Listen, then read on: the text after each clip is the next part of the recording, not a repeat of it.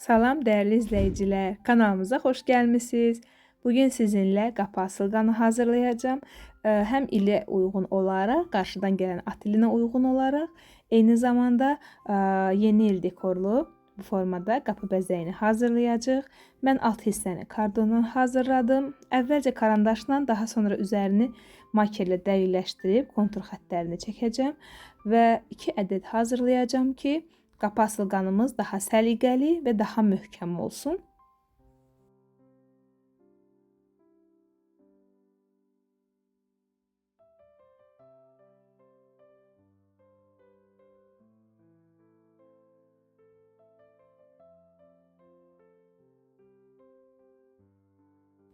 Qulaq hissələrini isə ayrı kəsib yapışdıracağım. İstəsəniz kardon üzərində də yapışdırmaq olar. Amma həm daha maraqlı görünməsi üçün, həm daha fərqli görünməsi üçün ayrıca kəsib yapışdıracağım.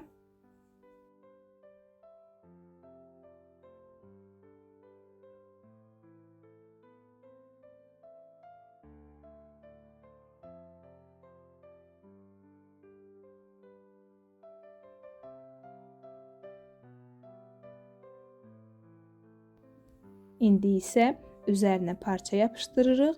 Onu da deyim ki, mən qırmızı rəngi seçdim. Fərqi yoxdur. İstənilən rəngdən hazırlamaq olar. Amma rəngə uyğun da təbii ki, dekorları seçməli olacaqsınız.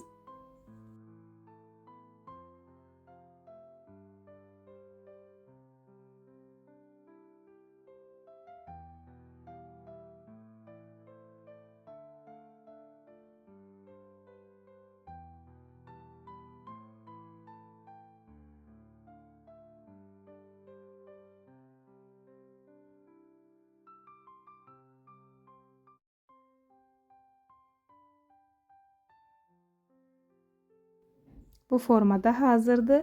Digər atı da eyni qaydada hazırlayırıq, amma onunla əks simmetriyada, çünki biz onu üz-üzə yapışdıracağıq.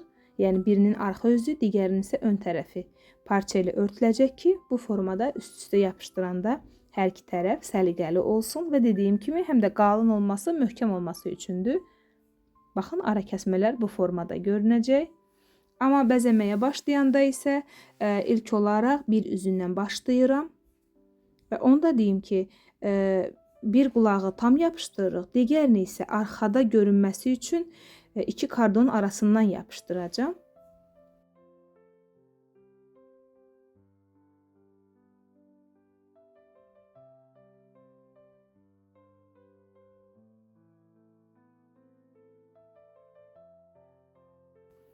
Qulaqları isə hazırlayanda bir üzünə yenə eyni qayda ilə parçanı yapışdırırıq.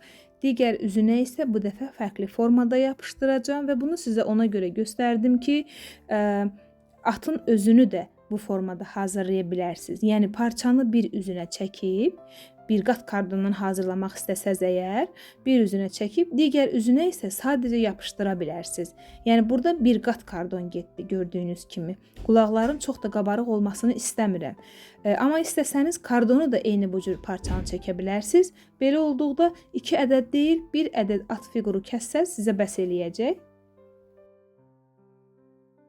Ara kəsməyə yerləşdirəcəyimiz qulağınsa kardonun biraz da kəsib nazildirəm ki, 2 at kardonu yapışdıranda boşluq qalmasın. Sizə də yaxından göstərəcəm. Bu hissəni biraz əzdim. Tamamilə kəsmirik, çünki yapışdıranda dayaq kimi içəri hissədə qalsa daha möhkəm olacaq. Amma baxın, özünü yapışdırdıqda nisbətən aralı qalır. Belə olduqda isə tam bir-birinə yapışacaq. Yəni digər kardonlarımız. Ona görə işarələdiyimiz hissəyə qədər kardonu qopartdım. İndi isə alt kardonu götürdüm, başlayıram üst hissəni bəzəməyə. Mən qızılı kəndirdən istifadə elədim, həsr ip də olar, mirvari muncuq da olar.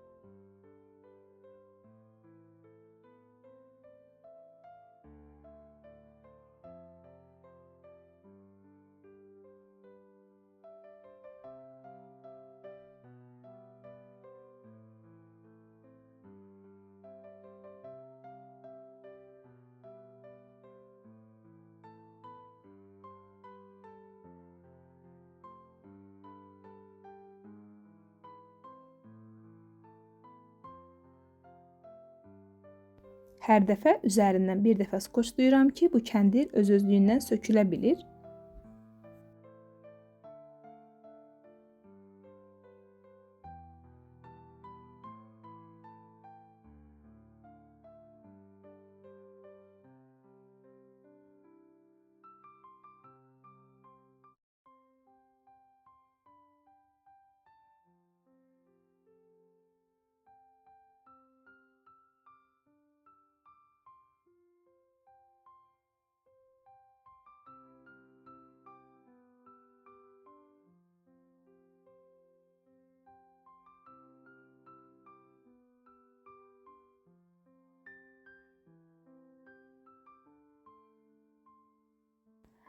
Son anda askı yerini hazırlamadığım yadıma düşdü. Yaxşı ki, bir dənə orta hissəni yapışdırmışdım.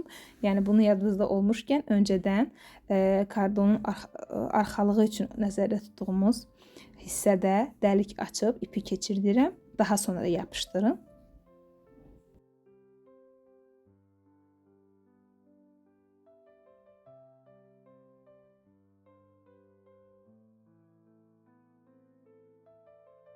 Bütün kənar hissələri bu formada yapışdırandan sonra üzərinin bəzəyini yapışdırmağa başlaya bilərik.